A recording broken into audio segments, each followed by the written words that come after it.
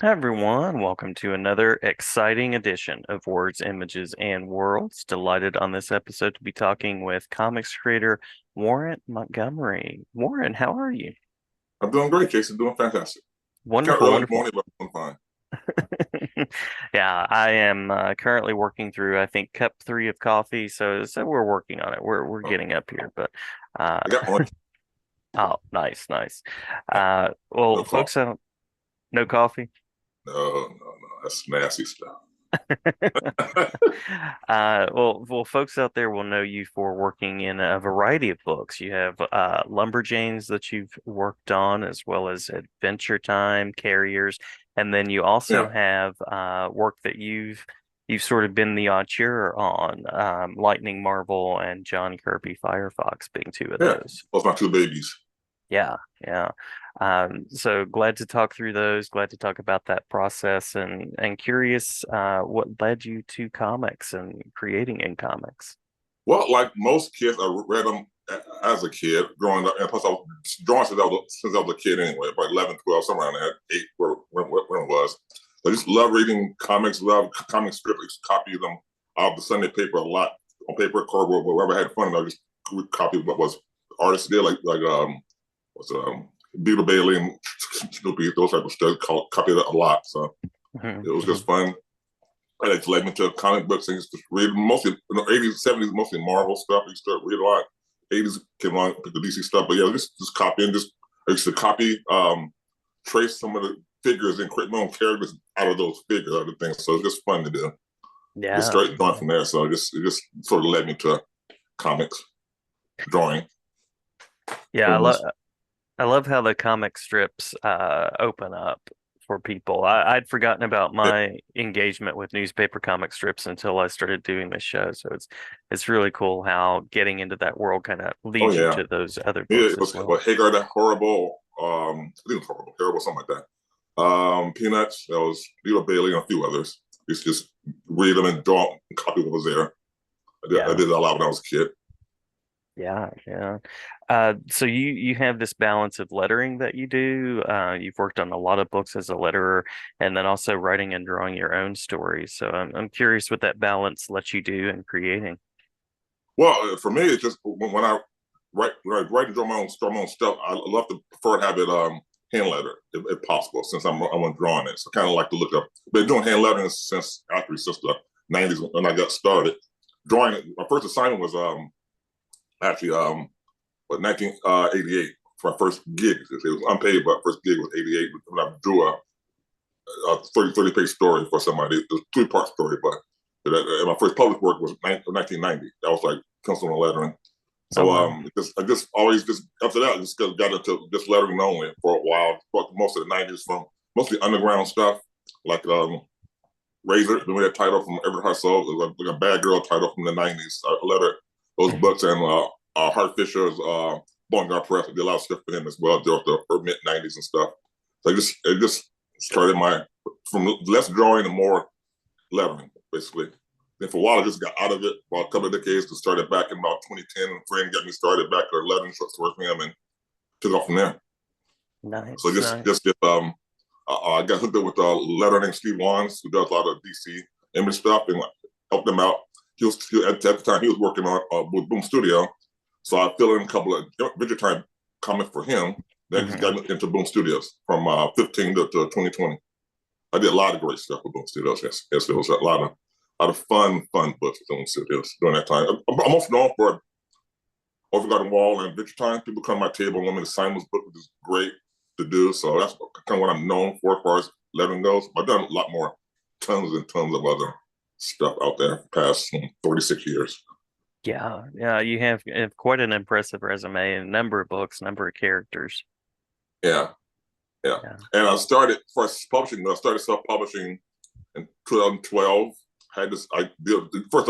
Lightning Marvel started '97. It was like this basically just a parody of Superman. What it basically was. Just my own little bit of fun at that in Portland, everything else going out there to write and draw. And I wrote a 24 page one shot, black and white, and sent it to Dark Horse Comics here in Portland. Of course, they rejected it, but that's how I got started with that. And then John Kirby was uh, 2000. I wrote this. I love the name comes from Jack Kirby, by the way.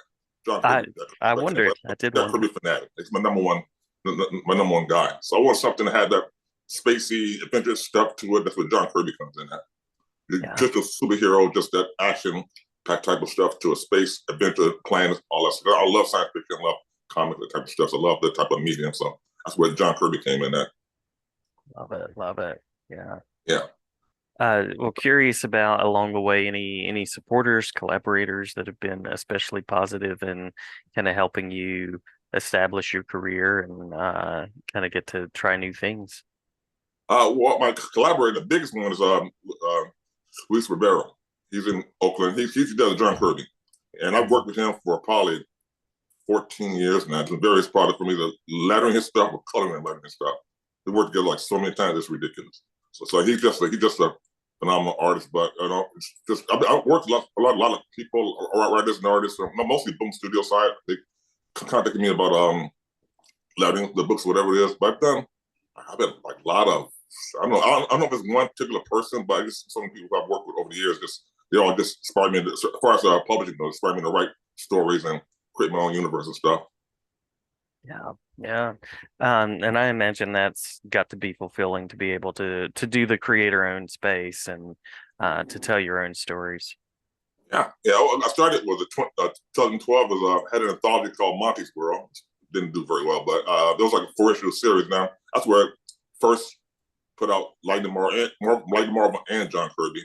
Those issues there, and I wrote um, Lightning Marvel 6 pages, but I had a friend of mine named Ron Stewart who typed the artwork for that. Then I did John Kirby a 10 page story, and an artist named Lee Milton started off about 2013 or so, and after that, it's just creating. I did like 2 anthologies, but actually Mhm. 3 anthologies during that time was Monty's World, Graphic Chronicles, and Fun Adventure Comics, which I did 15 issues.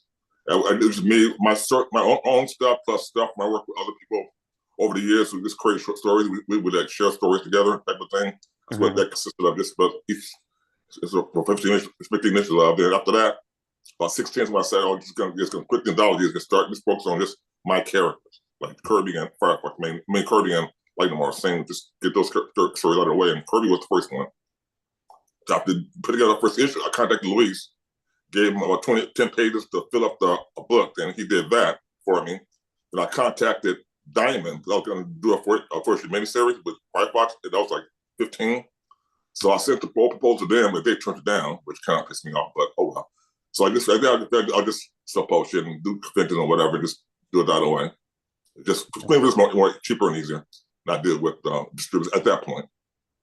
Yeah, yeah. Now, I'm curious about the writing and creating process. What is that like for you? Do you start out with a general idea of where you're headed? Uh, For for John Kirby, it's just I write plots. I'm new for script. I write plots, and come up with an idea, just whole storyline from beginning to end. Plot it out, send it to Luis Rivera, who then draws it all for me. And he's a phenomenal storyteller. Then once I get the pages back, that's when I do my dialogue, and I basically with that book, I basically letter as I'm writing the dialogue. If that mhm, makes sense. I put it in the mhm. Illustrator and page by page, and I'm writing my script at the same time I'm lettering the book. So the way by the time I finish between 22, page 22, it's book's letter and it's already scripted. So at that point, I send it to a friend of mine who did proofread it and make changes. Then that's done. But Nice. it works easier for me. So I'm allowing it writing. If I write dialogue first, I'm going to change it later once it gets penciled in. It's like to wait till it's all finished up, and that way I can work on the dialogue better and get that done. So it works pretty good. And with Lightning Marvel, cause Lightning Marvel is so silly and stupid, which is my super sense of humor.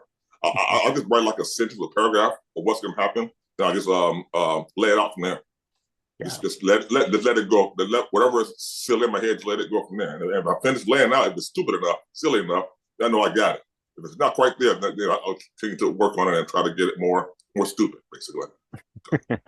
Love that I you know just what you're after. that character lets me be silly. That's what Light Tomorrow was for. Just let me be let that stupidity in me just come out and do whatever hits the wall, basically. If you Yeah. laugh, you laugh. If you don't laugh, you don't laugh. It's like just me being silly. So it's just why I love that because that way I can write draw myself. I don't have to worry about seeing it to somebody else. I can take my time and be as silly as I want to be in.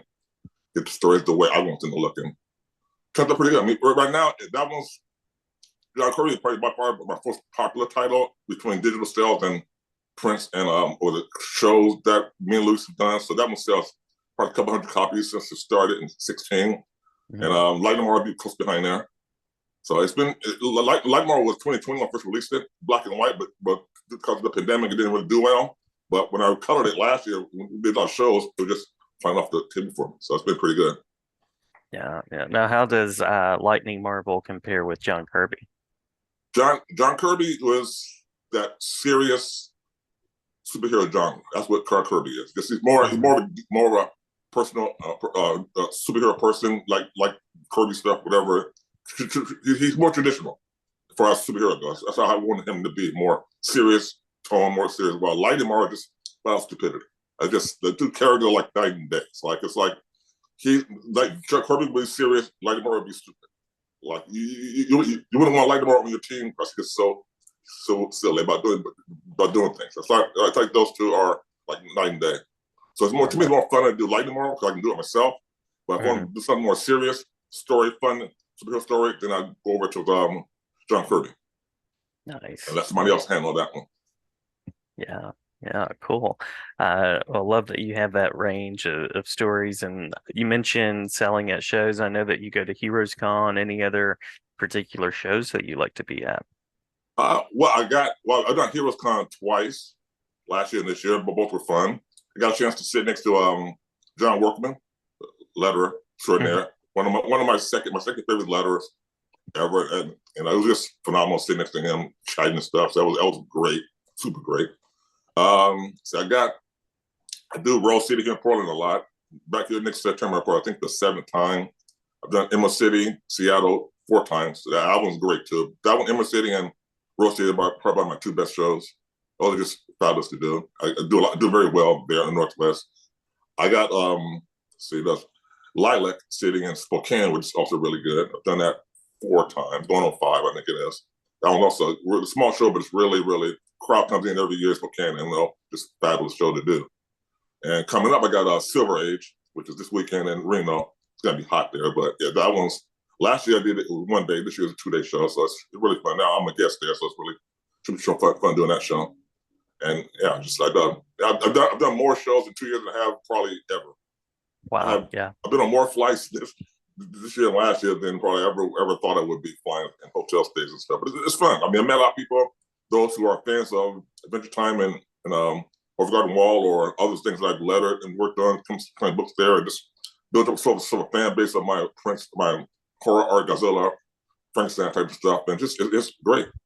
I Cool. love doing it. Love meeting people, love meeting new artists, chat with artists and that stuff. It's just great doing shows. Awesome, awesome. If I'm a listener out there and I'm not at a show, are there online spaces where you like to connect and share your work?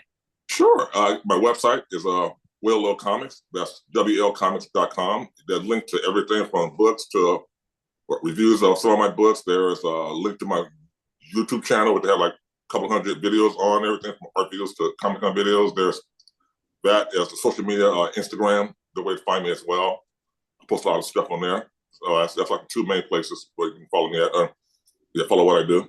I'm Nice. always update those Instagram shows that I do and stuff. So if you want to see me somewhere in town, know where I'm going to be, just click on those and you see I'll put images and stuff where I'm going to head to, where I'm headed to next. Awesome, awesome. Well, what is next in terms of your creating? What would you like to Rating, explore? I'm working on an 8-page story with Ben Ferrari. You had him on your show a while back. Hmm. There's Hmm. a character of mine I'm doing. He's drawing his 8-page mini comic. So he's doing that right now. May have it finished a week or end of the month or something like that. But that's really my next, as far as writing though. That's like the next one that's being put together now. I got two more Lightning Marvel stories. We'll be working on hopefully finished by Rose City in September, and I got um Sweet Valley Twins lettering book 6 for Random House should be this month or next month. Amazing. This book's so popular. I've been so many fans of that book. It's ridiculous. I Yeah. never heard of it until 2022 when I got the assignment. But I've seen so many women and teenage children and daughters come in. They're like really it's like it's just a phenomenon. So it's good. It's good fun to be a part of that fun. But Yeah, those are coming up definitely. there, and just anything else, people email me though. Awesome, awesome. Well, Warren, did we miss anything that you want to make sure to share before we close out our first No, interview? no. First, yeah, actually, first, yeah, first, first YouTube interview. I've done other interview stuff at shows, but not really like this. So this Oh, is numero uno. So cool, you're top of cool. Well, thank you. Glad to have you back anytime, and always glad to talk about comics, yeah. and glad to share about your work. So thank you for Okay, the no time and the problem. creating. Yeah, it's been fun.